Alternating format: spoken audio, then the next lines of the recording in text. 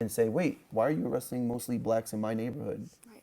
Why are you arresting only brown-skinned people? But what about, say, I don't know, a different neighborhood? Right. So we have to become more aware. The only way you become more aware is if we have programs like this that are letting people, I'm a grassroots organization. I run Shutdown Rikers. I'm the founder of Shutdown Rikers, in which we're highlighting all these things, and we have to give people information, or else another Kalief is going to happen. Right. Tell us about Shutdown Rikers, because I find that very interesting. Rikers Island, as we know, is like, it's the belly of the beast. It's like one of the worst places to be housed. I've been there myself. It's horrible. Tell us about Shutdown Rikers and what you're hoping to do and what steps you've done so far. I started Shutdown Rikers August of 2015. And why'd you start it? After Kalief passed, I felt lost and hopeless because realistically, Kalief passed in June. June, the rest of June and July, I can't even say, and most of August, because it was at the end of August that I was approached that, hey, we want to help you do something in Kelly's name. And so, but up until August when we started it, I blacked out. Like when I seen Kalief there after my mother cut him down, because he took his life, and I didn't get in my mind that he took his life. I thought someone killed him, and in that case I was angry. So like I couldn't let them take his body, first of all. Like I did, but my older brother, luckily he's bigger than me, so he stopped. And then I just had it out for everybody in the street. Whoever I seen, I was caught like being violent, because it was like, you were upset, you were angry. and then on top of that, it was like we knew he was going through problems, Yes. but to actually have it happen, and then I'm out on the street advocating for him, and then someone someone kills him, I was ballistic, because just recently, 6 months prior, in December 21st of that prior year, in 2014, he was shot in the abdomen, and the police and he was left in critical condition in ICU, and the police officer, the detective that came to my mother's house, before 24 hours was up, they said that they can't find any leads, so they had to drop the investigation. After 24 hours? Before 24 hours. They came to my mother's door. This was in the Bronx? In the Bronx, at my mother's house, 181st. And they refused to continue investigating? They said they had no leads, although Kalief said it was a white person, and a white person in my mother's neighborhood means it was undercover. So Kalief said it was a white person. We have no white people in my neighborhood. Right. And he used... Where do you live? What neighborhood are you in? My mother used to live. Where she was living is on 181st and Prospect. Okay. And we've been noticing ever since he came home, we had it on we were recording it, where an unmarked car, in a town car, would sit on my mother's front, like in front of my mother's house, and when Kalief would come out the door, they would drive by and go like that with their fingers. You saw this? We caught this on camera.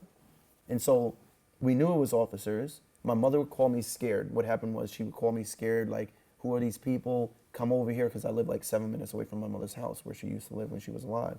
And I would drive over there, see the car, and I would go in my mom's house, act like I don't acknowledge them, and go by the window and just record to see what they're doing.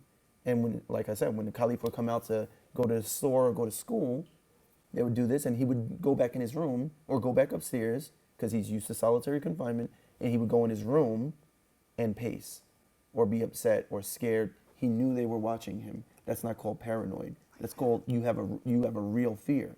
We have proof. You saw it with your own eyes, and your Not mother only saw that, it. Yeah. in school, he got arrested for what they call the fight. So we have to be careful on how we classify things, or how we hear classifications, because they trick people by saying Kalief was involved in a fight. It was a verbal altercation. Right. A verbal altercation they classify as a fight. And so they arrested him off a fight. But they knew he was just previously in jail or in solitary confinement. And or how long tortured. had he been out of jail when that happened? Not even a year. So that's traumatic for him. He went back to school and got his GED at BCC. And while there, he's a kid. He's still a kid. And I can't say I wasn't having any arguments with people. or even physical That's altercations. what kids do, right? And yet, first chance they could, they put cuffs on him.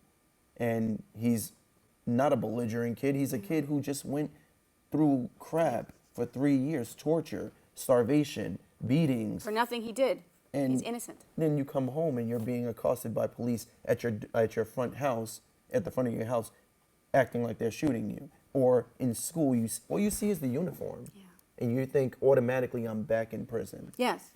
Psychologically, that must have been so difficult And then they for had him. him on medication. And that medication From Rikers, they put him from on Rikers, Okay. and when he came home, Okay. because he was suicidal when he came home. And so when he came home, they continued his medication, which is said to have, between the ages of 12 to 21, if they're taking it, it's a 17% chance of suicide. Which medication? It starts with an R, and I can't actually say Okay. it. I know the medication, I think. It's not Ritalin, though, but... No, but I know. I think Yeah. I know what it is. And so when you're giving that to a kid in between that age range, knowing there's a 17% risk for suicide, you were setting him up to get killed, to Right. kill himself. Right. So that There you, are other medications they could have used for depression and things like that. I mean, you know? especially you have a 17% is not a small amount. Yeah, it's Sounds it's a small out of large amount, 100%, but particularly after what he'd been through, you know. and between then- the rates of people who do it is between 12 and 21. You knew what you were doing. Yeah. So in that case, it leads me to say that currently Congressman, sorry, I have to look. So we're Congress, talking about the medication. yeah. So we have an act, the Kalief-Browder. Yeah, tell me about the Kalief-Browder Act. So the Kalief-Browder Act is tailoring towards the Department of Mental Health and Hygiene, where there's practices that we know that they're supposed to do to practice good health or healthy practices, right, towards those that have mental health needs. And yet, we release them into society like they Right. did with Kalief with no help. With It's no like- aftercare either. no just aftercare. Kind of, right. It's like family pick up the pieces, and the family, we don't know how to fix Right. someone that's this messed up, Right. or this tortured or traumatized, and so we couldn't do anything, and yet they get away with it and say, well, he had mental health issues before. Well, let's speak on before. Kalief was a kid with no. Before he went to Rikers, right? Before- He was fine, right? And you know how we know? We're all adopted. So everyone speaks of the school to prison pipeline system. We were from the cradle to prison pipeline system, because as soon as you're adopted, there's eyes on you at all points. So we tracked Kalief's mental health. Right. No problem. No evidence whatsoever. No evidence. Right. Even though Kalief's mother, the birth mother, was a crack addict. And so that's how my mother got the kids. Okay. And so it goes to say something about every system that we have is defunct. It's meant to, in my opinion, it's meant to do the damage that it does, because it creates commodity.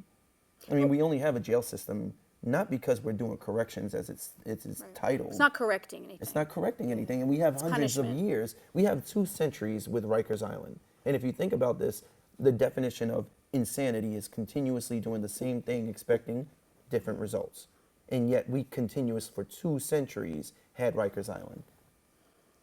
Yeah. No, it's horrible. This is a really tragic story of the criminal justice system just falling short on so many different levels.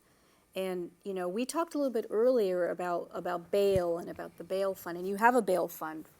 Yeah, the Kalief-Browder Bail Fund is under. I started the Kalief-Browder Foundation.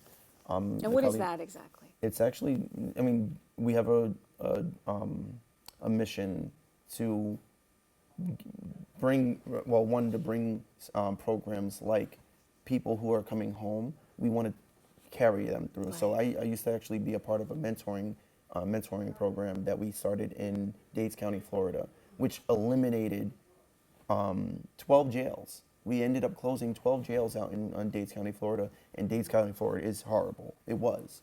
But bringing that to New York is proven to be really hard, Why is that?